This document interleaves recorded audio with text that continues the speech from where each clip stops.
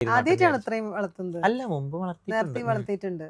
ഇത്രയും ലെങ്ത് ആക്കുന്നത് ആദ്യമായിട്ട്. പക്ഷെ ഇനിയിപ്പോ അതിന് കുറച്ചും കൂടെ എക്സ്ട്രാ കെയറും അതിന് സമയം മുടി വെട്ടിക്കഴിഞ്ഞപ്പോ ആൾക്കാർ തിരിച്ചറിയോന്നുള്ളതാണ്.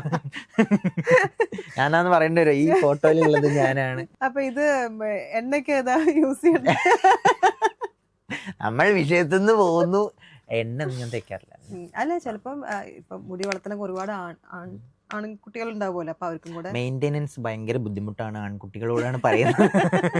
ഭയങ്കരമായിട്ടുള്ള ഹെയർ ലോസും കാര്യങ്ങളൊക്കെ ഉണ്ട്. ഞാൻ ചിലപ്പോ എനിക്ക് ഭ്രാന്ത് വന്നിട്ട് കത്തിച്ച് കളഞ്ഞാൽ പിന്നെ ഐഡന്റിറ്റി. അതായത് ഒന്നാമത് ട്രാവലിങ്ങിന്റെ സമയത്ത് നമുക്ക് ഭയങ്കരമായിട്ട് ഇത് ശ്രദ്ധിക്കേണ്ടതായിട്ട് വരും. ഇപ്പൊ ഇത്രയും തിരക്കുള്ള സമയത്ത് ഇത് എങ്ങനെ മെയിൻറ്റെയിൻ? ചിലപ്പോൾ ഓരോ ദിവസം ഓരോ വെള്ളത്തിലായിരിക്കും കുളിക്കുക. അപ്പൊ അതിന്റേതായിട്ടുള്ള പ്രശ്നങ്ങളൊക്കെ വരും. എല്ലാ ദിവസവും ചിലപ്പോൾ തല കഴുകേണ്ടതായിട്ടും വരും. വേർപ്പും കാര്യങ്ങളും ഇപ്പൊ ലൈവിൽ നിൽക്കുന്നതുകൊണ്ട് തന്നെ പൊടിയും വേർപ്പും എപ്പോഴും ഉള്ളതുകൊണ്ട് ഇത് ക്ലീൻ ചെയ്തുകൊണ്ട് തന്നെ ഇരിക്കേണ്ടി വരും.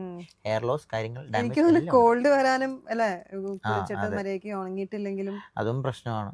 എല്ലാ ദിവസവും ഇത് തന്നെ റിപ്പീറ്റ് ആകുമ്പോൾ ചിലപ്പോ പറ്റിക്കൊള്ളണം എന്നില്ല. പിന്നെ ഞാനും അങ്ങനെ പ്രത്യേകിച്ച് ഇത് ശ്രദ്ധിക്കാറൊന്നും ഇല്ല. ക്ലീൻ ചെയ്യും എന്നല്ലാതെ ഒരു ഭാഗമായത് കൊണ്ട് ശ്രദ്ധിച്ചേ പറ്റൂ. അങ്ങനെ ഞാൻ നിർബന്ധിതനായി ഇത് ശരിയാക്കി കൊണ്ട് നടക്കാൻ. അപ്പൊ സ്റ്റാർ സിംഗർ തന്നൊരു വലിയൊരു വരദാനമാണ് തലമുടി.